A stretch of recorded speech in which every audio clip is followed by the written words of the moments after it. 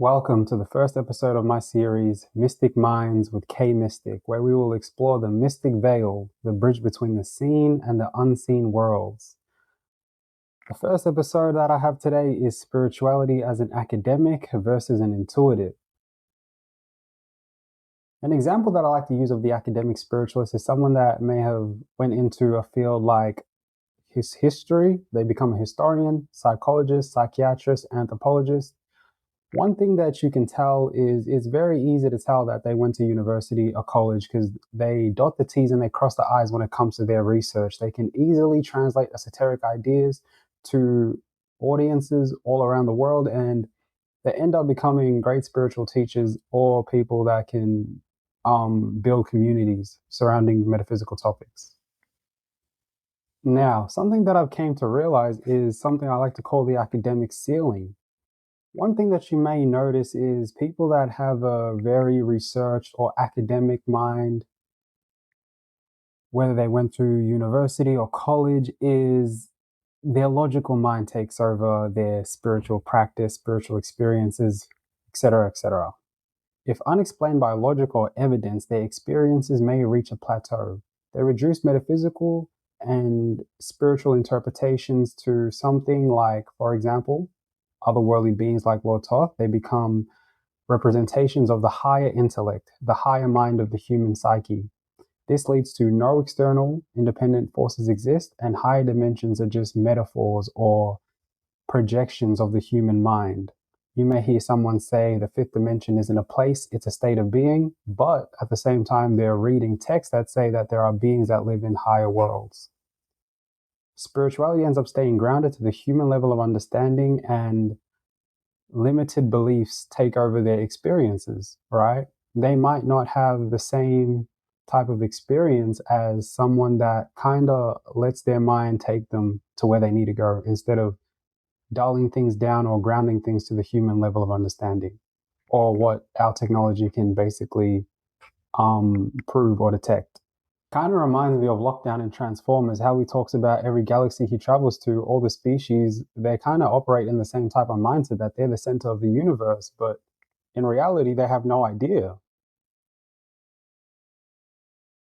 Now, the self-taught slash intuitive spiritualist.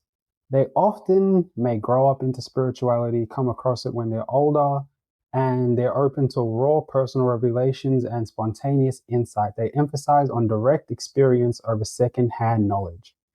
Now, this is great if it doesn't lead to the ceiling.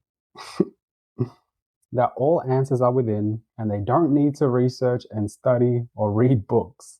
So they end up being the opposite of the academic spiritualist, to where they might only focus on experiences and they don't want to read any books or study it. This mindset sometimes leads to people thinking that everything should be free, they don't need any spiritual tools, and this can lead to potentially misknowledge of cultures, civilizations, different spiritual systems of people that practiced and documented their journeys. This may limit their spiritual experiences. I know people that can lucid dream. I mean, let's say I've heard of people that can lucid dream and they can communicate with otherworldly beings, travel to different worlds through the spirit realm consciously. So they're lucidly doing this. Hey, I want to teleport to this place, and they can go to these places, they can learn, and they can wake up and apply these things to their physical life, right? Some of these informations you're not going to find through books. And if you have a ceiling on your mind, how are you going to ever get to this place where you can experience these type of things and learn from these things? Now, how do you break the academic ceiling? Now, I just can tell that I made a mistake and I copied um, two of them. I wrote two of them down at the same time, but we'll just skip past that. So, if the academic spiritualists, right, can retain all their knowledge in books and they let go of human logic, right? Human logic is amazing for physical based, earth based fields. Within their fields, you need to be logical minded if you want to go into STEM or become a historian, anthropologist, psychiatrist. You need to be logical minded.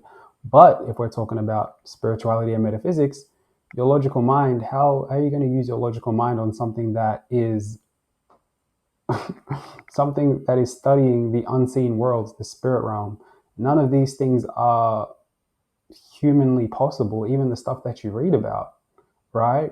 Let's say, for example, you're learning about the Merkaba, the light body, and you're trying to logically try to realize how a light body can exist, how a being made out of photons can even exist. You're going to have a lot of time trying to learn how to do that. So you might either skip it, say it's mythology, say it's not real. So, you kind of have to ask yourself, why are you into this if you're going to stop or reach a ceiling where if your mind can't understand it, you quit or you stop. If they can learn how to embrace the paradox, the mystery, and experiences beyond rational grasp, they can open themselves up to, well, let's say open themselves up, but let's say that they can open their mind up to different spiritual experiences and they can reach a new level of their growth.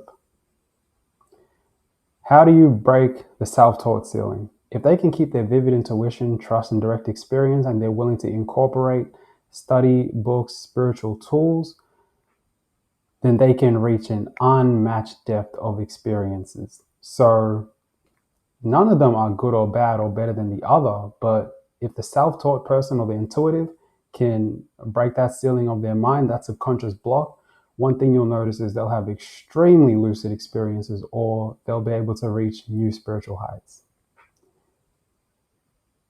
And that's it for my first episode of Mystic Minds with Kay.mystic.